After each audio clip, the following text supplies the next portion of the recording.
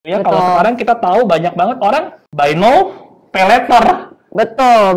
Belum tentu ada duitnya padahal ya. Belum tentu ada duitnya. Tapi pokoknya beli dulu, bayarnya nanti, nyicil lah, ngutang lah. Iya. Masalahnya nggak cuma untuk barang-barang yang mungkin kayak rumah atau mobil ngutang, ya quote unquote fine kan. Tapi sekarang masalahnya semua tuh. Tiket pesawat terbang juga ngutang, hotel ngutang, semua ngutang, gaya hidupnya terus makin tinggi gitu kan ya. Nah ini yang kita perlu waspadai. Kalau tadi ada Welcome to FinFolk Podcast, the show that will give you new ideas about money, financial planning, investments, and growth hacking in a fun way. Halo folks, welcome back to FinFolk Podcast bareng aku Gwen. Sekarang kalau kita tahu kita nggak bisa keluar rumah dan pokoknya segala pembatasan lainnya deh, kita kan tendensinya jadi nyimpen uang ya. Nah, kalau sekarang nih kalau kita lihat udah pada diwajibin booster, terus udah pada mulai bisa jalan-jalan ke luar negeri, keluar kota, semuanya tuh jadi pengen pergi gitu rasanya. Nah, di sini kan akan terlihat di mana orang tuh mulai akan menjadi sangat amat konsumtif gitu kan ya. Tapi selain itu sebenarnya ini ada positifnya juga karena ekonomi juga pasti dapat impact-nya yaitu mulai ada recovery. Sebenarnya kalau kayak gini kan pasti impactful juga ke pertumbuhan ekonomi kita nih. Tapi kalau kita punya mindset yang salah terhadap uang, wah bisa harus siap-siap boncos itu dompet. Maka dari itu kita sudah mengundang narasumber kita yang merupakan seorang expert di bidang finansial nih, yaitu Bro Albert Kurniawan. Hai Bro Albert. Hai Gwen. Selamat datang di FinFolk Podcast. Mungkin Bro Albert boleh nih kenalin diri sedikit ke folks di sini. Thank you banget ya Gwen. Thank you folks semua. Perkenalkan nama gue Albert Kurniawan. Saya sebagai VP Marketing di salah satu financial teknologi yaitu Komunal Indonesia yang ada di Surabaya. Surabaya, base-nya ya? Base-nya di Surabaya, tapi kami udah kerja dari mana aja. Tentunya asik banget buat kita semua. Iya, betul. Komunal apa sih Komunal? Komunal itu awalnya adalah sebuah perusahaan peer-to-peer lending. Tapi kita nggak diem sampai di situ saja. Saat ini kami punya satu produk yang sangat menarik yaitu Deposito BPR. Which is nanti gue ceritain lah lewat podcast ini dikit-dikit kali ya. Iya, karena gue juga belum tahu nih itu apa. Jadi mungkin Bro Albert bisa nanti lebih jelasin kali ya ke kita nih. Boleh banget. Oke. Tadi sebenarnya balik lagi ke apa yang sempat gue bahas sebelumnya ya. Sebelum memperkenalkan Bro Albert nih. Tadi kan sempat ada ngomong di sekarang nih, di saat-saat ini kan kita terlihat masyarakat sudah mulai konsumtif. Apalagi sekarang penerbangan ke luar negeri udah mulai buka, segala macam. Yang dulu mungkin kita kayak ibarat dikerangkengin, sekarang udah dilepas nih. Jadi rasanya pengen keluar terus itu duit. Nah, biar kita nggak sampai kebablasan, mungkin Bro Albert nih sebagai expertnya mungkin boleh share nggak sebenarnya apa sih mindset yang salah terhadap uang? Yang mungkin kita di sini perlu tahu nih untuk kita nggak ngelakuin hal tersebut. Bener banget ya. Kalau kita lihat, gue juga lihat kayaknya travel fair tuh udah mulai rame banget. Iya, betul. Dijamur, terus tiba-tiba langsung bermunculan di banyak mall. Betul. Dan hebatnya lagi, langsung rame. Benar. Langsung rame, terus kalau kita tahu istilah zaman sekarang tuh anak-anak punya yang namanya healing. Jadi mau healing, mau langsung jalan-jalan ke luar negeri, mau langsung coba makan di mana aja, di restoran yang paling enak, terus di tempat-tempat yang nggak pernah didatengin, terus pokoknya mau datengin lagi. Iya, pokoknya semuanya I want to enjoy myself gitu kan. Sekarang udah kita masih pakai masker, tapi beberapa banyak udah nggak pakai masker gitu kan ya. Jadi gimana waktu udah punya uang lagi, apalagi sekarang THR udah keluar belum? Udah lah ya, kan akhir-akhir bulan udah kan orang mau makin konsumtif gitu kan ya. Setuju. Orang mau makin konsumtif. Nah sekarang gimana mindsetnya gitu ya? Kalau sekarang kita tahu banyak banget orang buy now, pay later. Betul. Belum tentu ada duitnya padahal ya. Belum tentu ada duitnya. Tapi pokoknya beli dulu, bayarnya nanti, nyicil lah, ngutang lah. Masalahnya nggak cuma untuk barang-barang yang mungkin kayak rumah atau mobil ngutang, quote unquote fine kan. Tapi sekarang masalahnya semua tuh. Tiket pesawat terbang juga ngutang, hotel ngutang, semua ngutang, gaya hidupnya terus makin tinggi gitu kan ya. Nah ini yang kita perlu waspadai. Kalau tadi ada buy now pay later, mungkin kita perlu save now buy later. Save now buy later gitu ya. Jadi kan ada lagi satu mindset ya, intinya uang itu boleh lah ya untuk dipakai untuk seneng-seneng, untuk biaya hidup. Tapi gimana kita mesti ngelompokin, ngotak-ngotakin. Oh, saya dapat sekian. Misalnya saya punya penghasilan 10 juta, terus dapat THR 10 juta juga. Jadi kan dapat 20 juta. Kalau yang tadi mau healing kan langsung 10 jutanya hilang gitu kan ya, buat jalan-jalan, beli kemana tuh, ke Turki lah, kemana kayak gitu. Nah, tapi bagaimana mesti dikotakin nih, oh ada sekian persen yang saya harus simpan untuk keperluan saya sehari-hari gitu kan ya, untuk biaya rumah tangga atau nanti ya biaya hidup gitu. Ada yang saya perlu siapkan untuk dana darurat. Kalau kenapa-napa saya bisa pakai uang ini. Dan tapi ada satu kotak lagi yang saya perlu siapkan untuk simpanan, untuk investasi. Supaya apa? Supaya yang tadi tuh barang-barang yang kita mau beli, ya nanti kita lihat itu berguna atau enggak, perlu atau enggak, tapi kita punya uangnya dari investasi kita. Benar. Dan sebenarnya sekaligus ngecek juga ya bro, maksudnya apakah barang yang kita mau beli itu benar-benar kita mau gitu. Karena kan kadang itu cuma bermunculan mau gitu, nanti nggak jadi mau lagi, terus cuma udah kebeli gitu loh. Betul banget. Pakai pay later lagi. Pakai pay later. Makanya tadi kita mesti ngelompokin lagi nih, barang-barang yang kita mau beli, mana yang want, mana yang need. Iya betul. Kebanyakan mana? Ayo Gwen, kalau misalnya jalan ke mall, kebanyakan want atau need yang orang dibeli? Biasanya want lah ya. Want lah. Mau, padahal butuh-butuh banget enggak gitu. Gitu kan. Nah, itu kita juga perlu punya tuh gaya hidup yang ini want atau need ya. Kalau ini need, ya mau nggak mau kita harus dong. Maka kita nggak makan 3 kali sehari gitu kan. Benar. Masa nggak pakai baju gitu kan? Nggak juga ya. Jadi want kalau mau 3 kali seharinya, makannya semua di tempat yang keren, instagramable, bisa foto, yang penting gitu kan? Terus apa? Baju dari yang maunya yang bermerek, yang branded. Nah, itu kan jadi want. Benar. Nah, uangnya kalau udah dari need ke want, udah pasti costnya makin tinggi tuh. Betul. Dan bisa tidak terbatas gitu. Tidak terbatas. Makin tidak terbatas, makin tinggi. Padahal lupa, tadi kan ada 3 kotak tuh.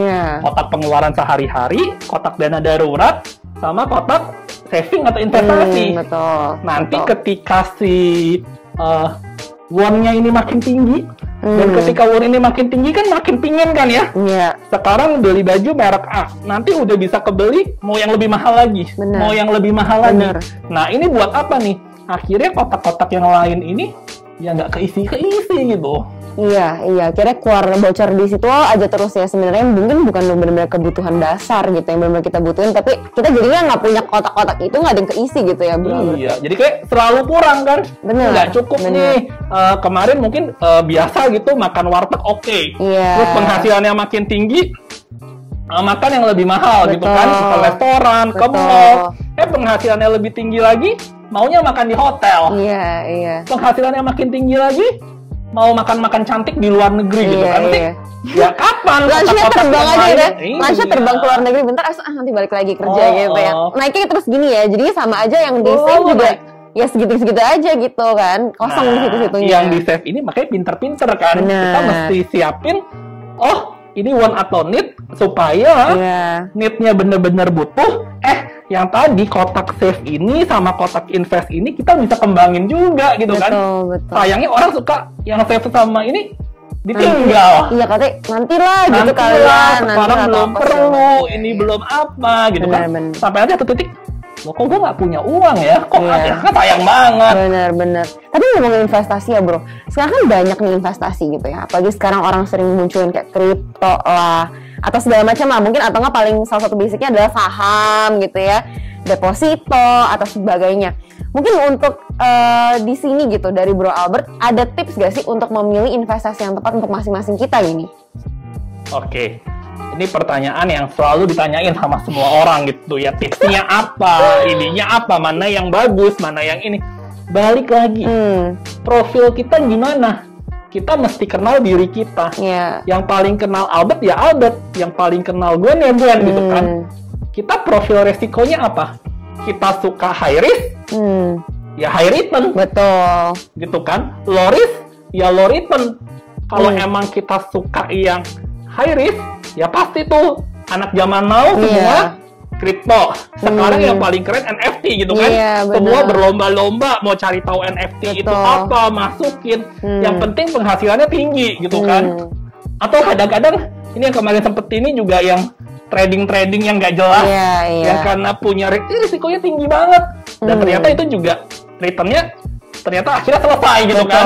Uangnya jadi hilang gitu kan.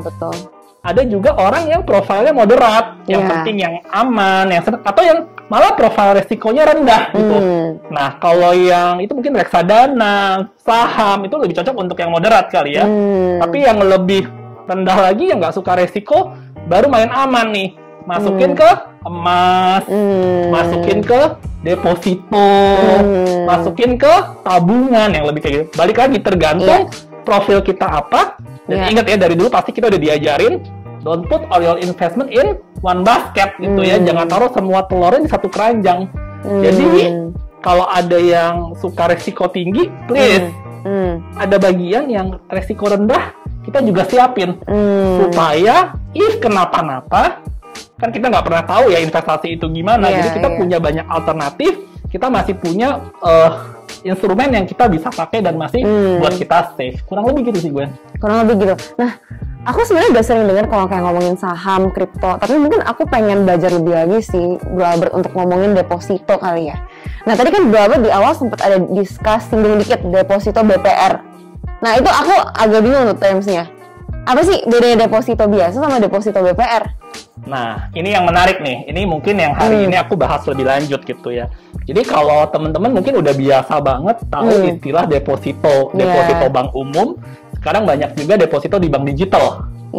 Nah, ini yang mungkin ya kalau kita boleh sebut merek ya BCA, Mandiri, terus sekarang ada Cbank, ada Jago, ada anything. Itu kita udah biasa gitu kan ya, tahu bahwa ada deposito di bank-bank umum maupun di bank digital. Nah, sedangkan sebenarnya ada satu tipe bank lagi yang namanya bank perkreditan rakyat.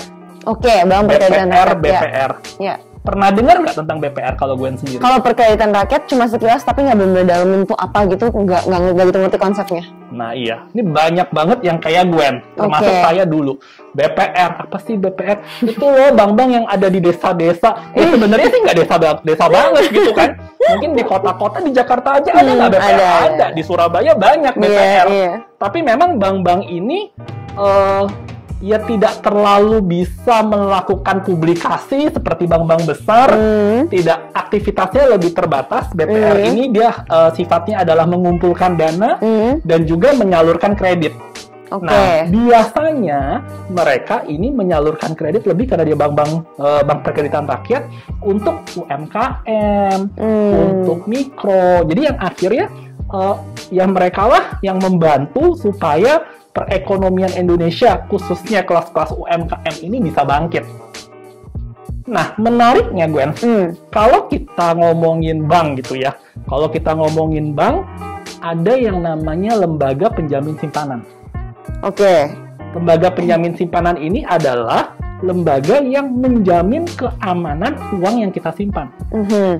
Nah, untuk bank-bank umum atau bank-bank digital, saat ini LPS, lembaga penjamin simpanan, itu mau menjamin simpanan nasabah sampai dengan 2 miliar untuk tingkat suku bunga maksimal 3,5%.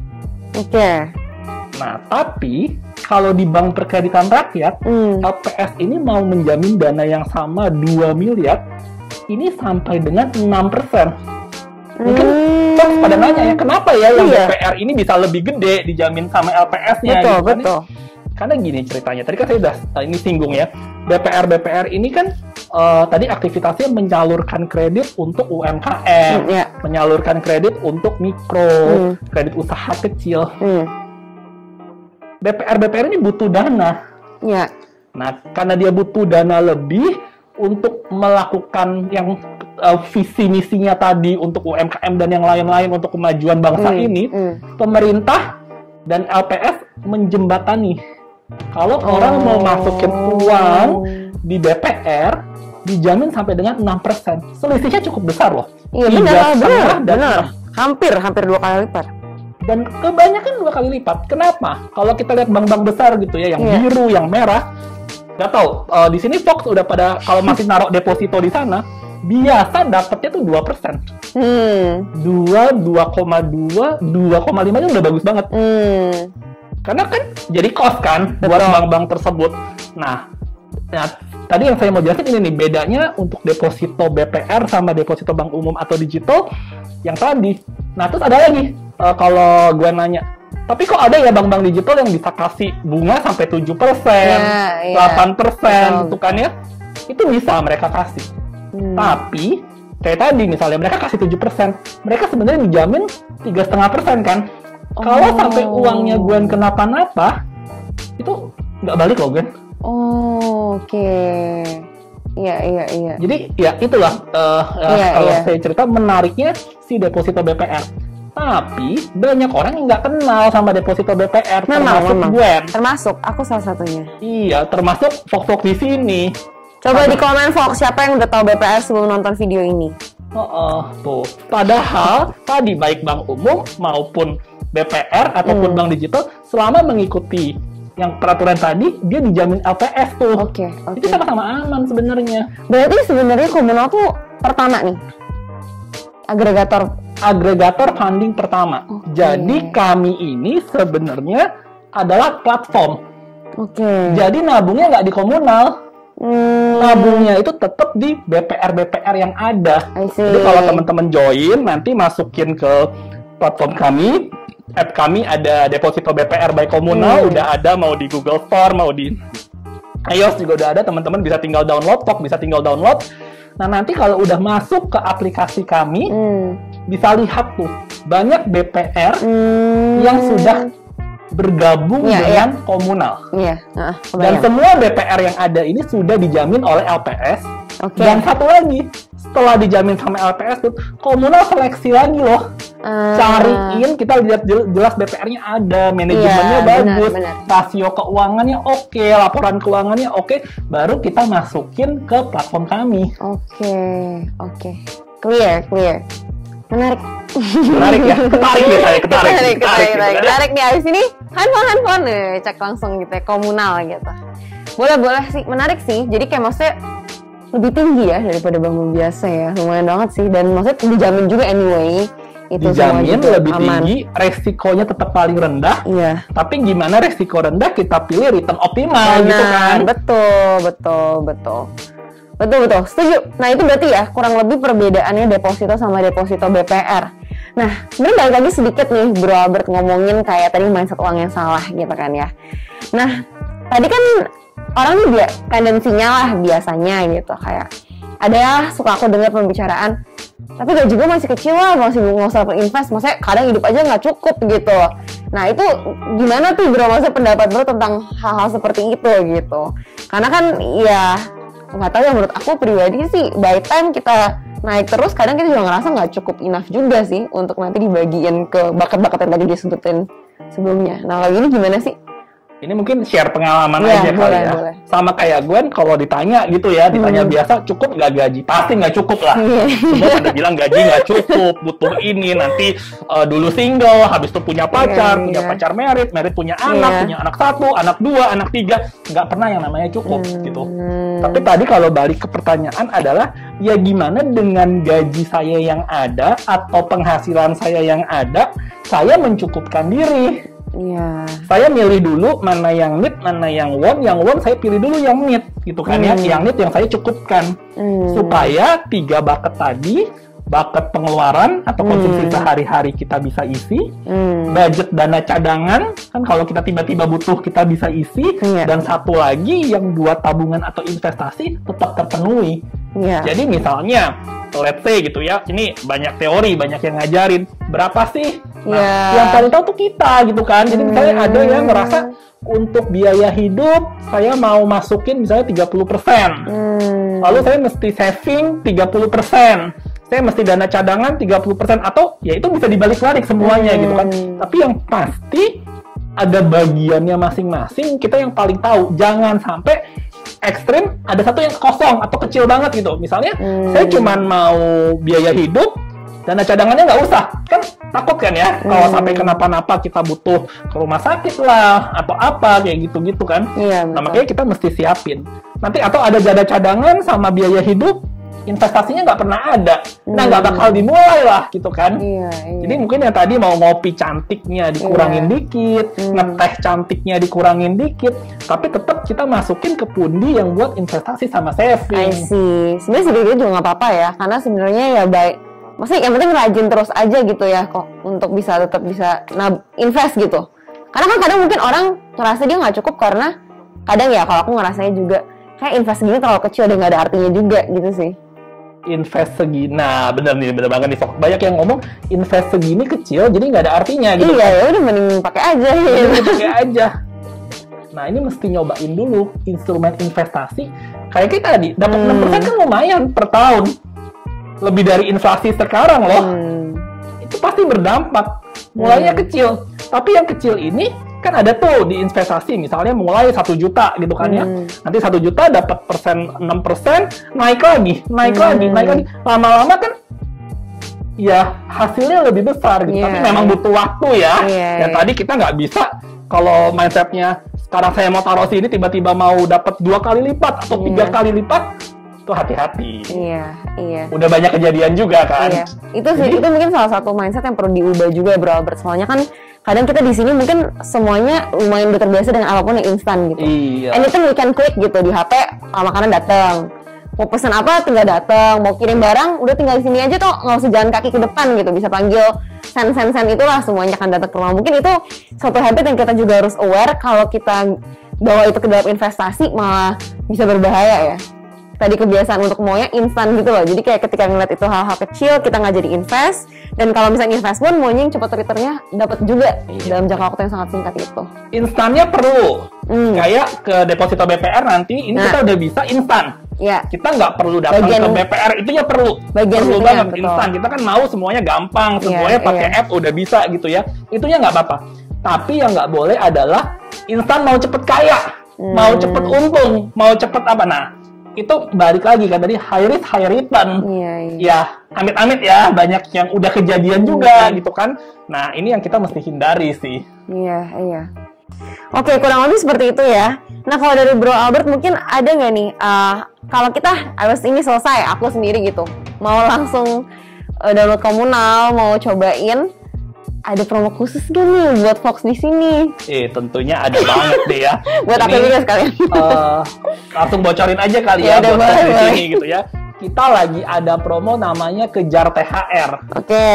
Kejar THR ini kejar tabungan hari raya. Jadi tadi ya mau beli baju ya? Iya, mau lah. Mau beli baju, mau beli apa? Kita punya berbagai voucher yang komunal sediain buat teman-teman yang mau nabung di deposito BPR. Jadi caranya gimana? Caranya teman-teman tinggal download aplikasi deposito BPR by Komunal.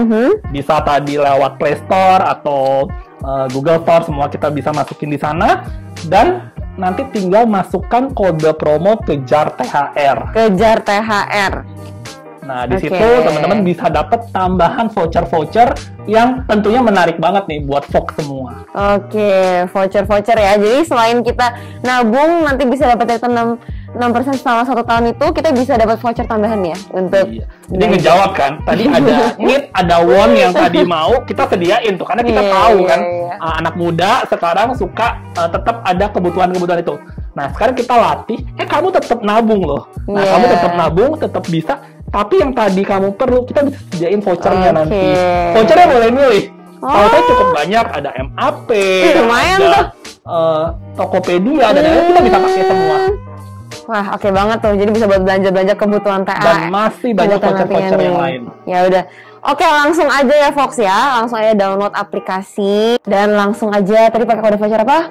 Kejar THR. Kejar THR. Nah, mungkin ada kata-kata terakhir nggak nih Bro Albert untuk kita semua di sini Fox, untuk biar kita nggak punya mindset yang salah tentang uang. Terus sum up titik gitu. Buat saya garis bawahin yang tadi Gwen udah ngomong gitu ya. Kalau kita punya uang dari sekarang, tolong kita bisa pakai, kita bisa gunakan dengan baik untuk menabung. Untuk menabung. dikit-dikit nggak apa-apa, tapi itu perlu dibentuk kebiasaan. Dari gaji kita berapapun, dari penghasilan kita berapapun, kita udah siapin ada bagian yang kita perlu tabung sama kita perlu invest. Oke. Seperti itu. Dan ada bocoran lagi tadi buat barusan dibisikin ya tadi gitu. Selain kejar THR juga buat rekan-rekan Finfok bisa pakai kode referral khusus yaitu Finfok. Oke, dapat apa emang nanti kalau pakai itu? Dapat Finfok itu dapat uang tunai kalau nggak salah Rp100.000. Lumayan banget kan? Oke, jadi tadi ya masukin tadi apa voucher dulu nih? Kalau mau voucher boleh pakai kejar THR. Gitu kan. Lalu mau pakai referral bisa pakai Finfok gitu ya. Kalau udah jadi referral Finfok, sendiri-sendiri mau jadi referralnya Komunal lagi bisa juga ya. Langsung tuh rolling gitu ya. Pokoknya ikutin aja. Kalau mau tahu lebih lanjut bisa ke website kita di komunal.id atau follow IG kita juga di komunal.id. Di sana promo-promo semua bisa ada di sana. Langsung aja kali ya di follow sekarang. Betul, komunal.id ya biar bisa langsung biar bisa tahu promo-promo menarik, informasi yang ada. Betul. Ya, bisa join semua. Oke, thank you ya Mas Sugen Bro Albert buat waktunya nih untuk sharing-sharing hal ini ke Fox di sini terkait gimana sih kita bisa punya mindset yang tepat dan tidak salah terhadap uang gitu ya. Dan tadi dikasih juga tipsnya gimana tetap bisa investasi walaupun gajinya ya seberapapun itu gitu ya. Oke, kurang lebih sih seperti itu hari ini. So, sampai jumpa Fox and see you on the next Finfo Podcast. Bye. Bye. Thank you semuanya.